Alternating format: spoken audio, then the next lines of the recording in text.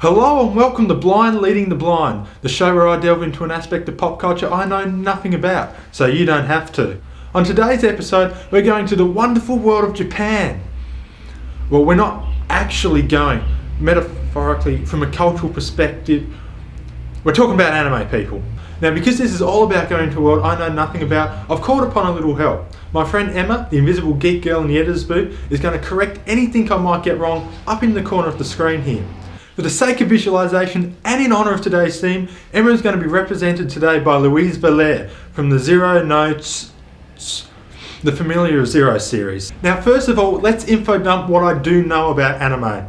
Anime is essentially Japanese animation as a genre unto itself. It is often produced to use real camera technique, using things like zooms and pans and other effects that you'll commonly see in live action production. Anime characters tend to be accentuated, featuring overly large heads and other facial features. You might be surprised to know that you've already seen anime without even realising it. Anime has slowly become more and more popular in Western culture, and several shows have broken through into the media landscape. If you've ever watched Sailor Moon, Astro Boy, Pokemon, Avatar, Yu-Gi-Oh! Or Dragon Ball Z, then you've already seen anime. Although the visual anime style can be seen in some Western animation, unless it comes from Japan, it is generally not considered anime.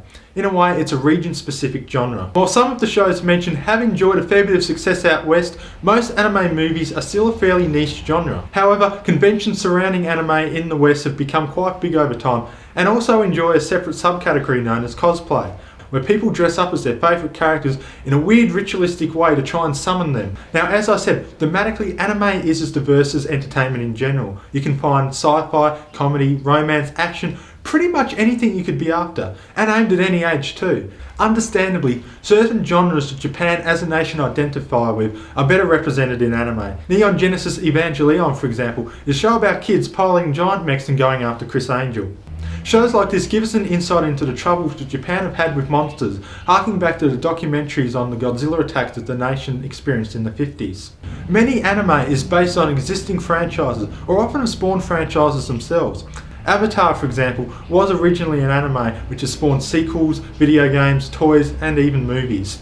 Although we don't talk about those movies. Pokemon initially started off as a video game, but it's hard to ignore the immense success that the anime has had, running for nearly the franchise's entire life and going through nearly hundreds of games. Since my knowledge on the subject is quite small, I decided to just whack anime into Google and see what came up. You get Wikipedia and various portal sites that, even though GLaDOS is nowhere to be seen, will link you to various different shows and series and forums. But it's all pretty dry and what you'd come to expect. So what I decided to do was whack anime into Google Images and see what came up.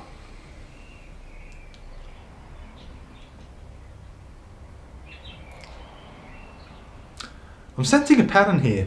To the uninitiated, anime and its half-sister manga has garnered a less than stellar reputation for its depiction of characters like those. Sub-genres within the anime spectrum, like lolicon, has received heavy criticism, and this criticism has often flowed into similar genres like moe or bisoujo that, even though they share similar traits, ultimately are under different areas. Now, if you're anything like me, that was a lot of terminology to take in. We're dealing with a different country, so that's to be expected. But to summarise, lolicon is the attraction to underage girls, moe is the pseudo-love of moustaches, and bisoujo literally translates to mean beautiful young girl. The characters represented in the moe and bisoujo genres aren't quite as young as those in lolicon, and the other main difference is they aren't sexualised in the same way. But really, this just brings me back to one of anime's defining features, the characterisation. It's the eyes, they're always so big and expressive. And the hair. Have you seen the hair in some of these shows? Even a mop haircut in anime has to be epic in nature. But generally, anime hair is all over the place, both in style and colour.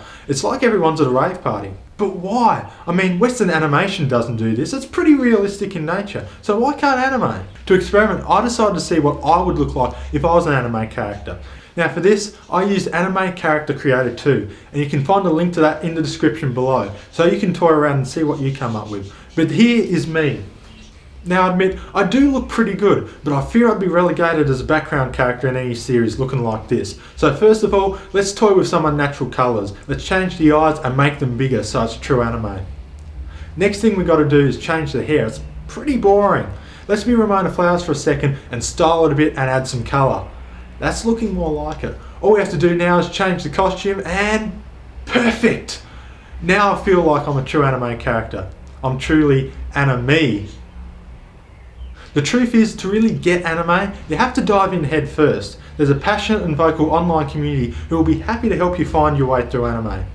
And because anime is growing in the Western market, getting your hands on some is as easy as ever. Shows like Death Note are big enough in the West that you can find them in stores, even though it's not quite the global juggernaut that Dragon Ball Z and Avatar are.